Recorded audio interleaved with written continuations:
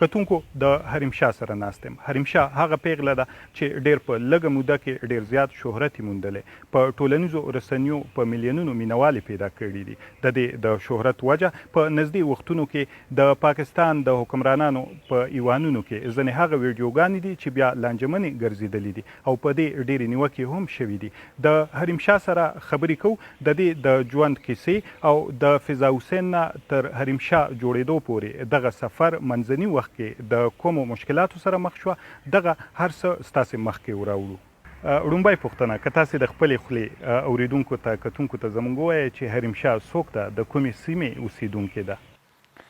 حریم شاه के बारे में मोस्टली लोग जानते ही हैं लेकिन د حریم شاه په حق له خو زیاتره خلکو ته معلومه ده، خو زه د خیبر پښتونخوا یوې لوی پرته سیمې مانسهرې سره تړون لرم او اوس دا وخت اسلام آباد کې مشته یم. حریم شاه چرته هغه د مانسهرې دنګ دنګ غرونه، چرته د اسلام آباد د حکمرانانو ایوانونه، حریم شاه دغه ځای ته څنګه راورسېدله؟ آیا داسې کوم مشکلات ورته هم په لاره راغلي دي؟ एक्चुअली मेरा बचपन मेरे ख्याल में او خو رښتیا دا دی چې زه تر پنځمه ټولګۍ په خپل کلي کې اوسېدلی یم او د ژوند زیات وخت مو هلته نه دی تیر شوی.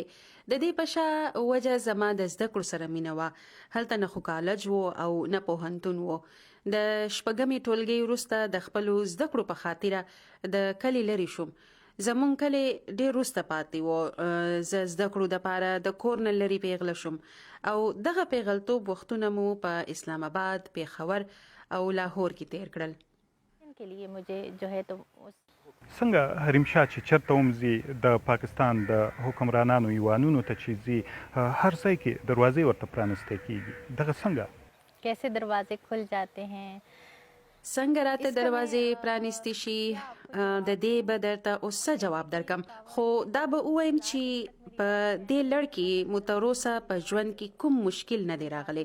انسان له لویي کول غوره خبره نه ده، خو راته خدای ډېر ښه نصیب راکړی او زړه مو هم دغه شان دی چې چېرته مو هم زړه وغواړي نو رسېدی شم او چې څه کولو ته مو اړتیا وي هغه بغیر له مشکله سرته کېږي. نه خو داسې کوم سفر او نه کوم کار شته چې راته پکې مشکل پیښ شوی وي.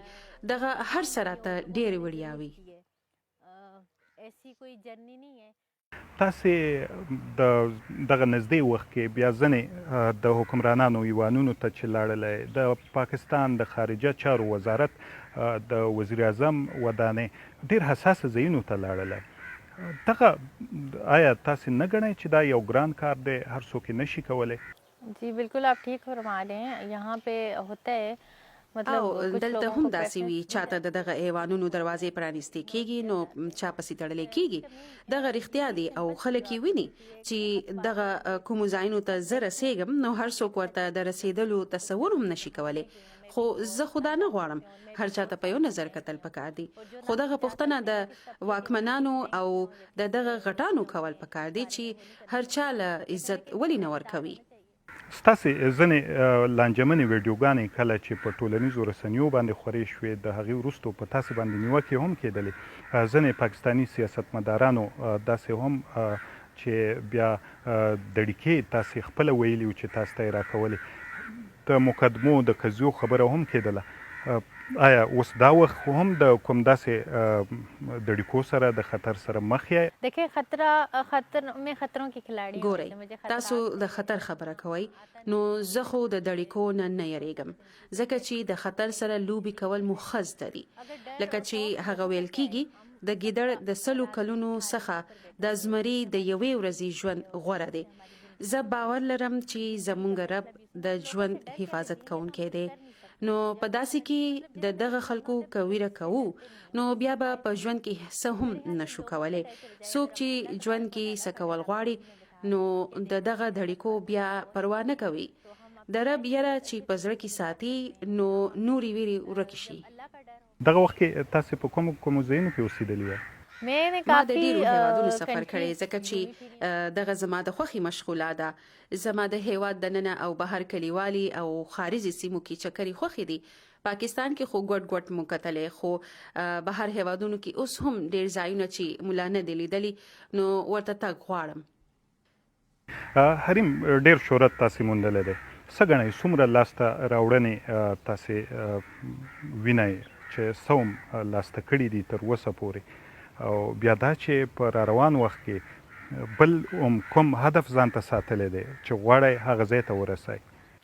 देखें शोहरत नो डाउट कि मुझे मिल गई है और मुझे लोग जानते हैं पहचानते हैं और मैं پدې کې هیڅ شک نشته چې مشهورتیا مو لاسته کړي هر څوک مو پیژني او زه د خدای شکر کوم چې سمو غختلي سرته شوي دي خو اوس وایم چې په بدل کې ما څه وکړل نو غواړم چې زما د ذات څخه نورو ته ګټه ورسي او ځکه هم دا پلان لرم چې د زنانو او پیغلو د حقونو مبارزې لپاره خپل زور او صلاحیتونه وکاروم. حریم دا وایي پاکستاني سیاستمدارانو کې کوم داسې دي چې ستاسې خوښ دي؟ मुलाकात तो सबसे ही हुई है ټول سیاستمداران مو د نږدې لیدلي دي ورسره مو ناسته پاسته کړي اوس مو د کوم یو سره د لیدو خواهش نه دی پاتې خو زما عمران خان او شاه محمود قریشي خوښ دي البته داسې نه ده چې نور مو بدې شي.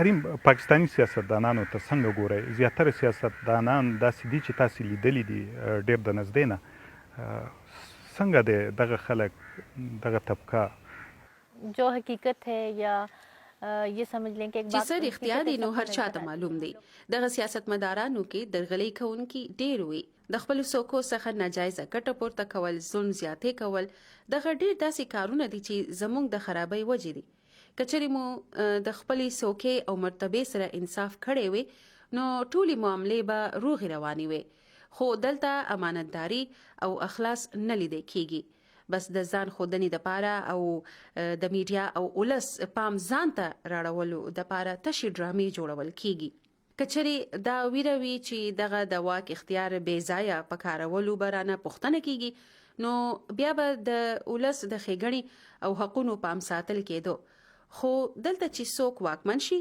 نو په درغلیو او په بدو لاسونه پورې کړي. په اسلام آباد کې ژوند تیرول څنګه چې تاسې تیروئ دا خو ډېر ګران وي ګران بیه وي خرڅونه هم څومره دي د میاشتې په حساب که وګورو څومره خرڅ وي؟ دا خو بیخي ذاتي پوښتنه ده که دې نه وي پوښتلې نو ښه به وه خو دا به ووایم چې پاکستان کې هر چرته او بیا په خاصه توګه اسلام آباد کې خو خرچې ډېرې زیاتې وي پوره کولو دپاره بیا ډېر کړاوونه غواړي نو بس دا وګڼئ چې زه هم دلته د ژوند کولو دپاره کړاوونه کوم او ځکه خپلې خرچې سرته رسوم. صحیح واده هم څه خیال دی کله به کوئ او بیا دا چې ستاسې د خوبونو شهزاده هغه څنګه په کار دی څه هم خیال دی څنګه انسان ستاسې خوښیږي؟ اوکې اچھا دیکھیں هر سمه ده ګورئ واده ضروري دی یوې پیغلې له د ځان محفوظ کولو دپاره واده په کار دی خو واده سره د سړي او ښځې دواړو ذمهواریانې هم زیاتې شي خو زما داسې څه خیال نشته ځکه چې زه لا د واده ذمهواري پوره کولو جوګه نه یم او چې کله واده کوم نو ټول مینوال به خبر شي خو دا ده چې د واده په حق له هر څوک سوچ کوي او زه هم غواړم چې د ژوند ملګری مې یو ښه انسان وي درغلۍ کوونکی نه وي داسې تن وي چې د ملګرتیا په معنی په مینه او احترام پوهیږي. حریم شاه ستاسو یو جهان مننه چې د وایس اف امریکا ډیوا سره خبرې وکړې. د وایس اف امریکا ډیوا هم ډیره مننه.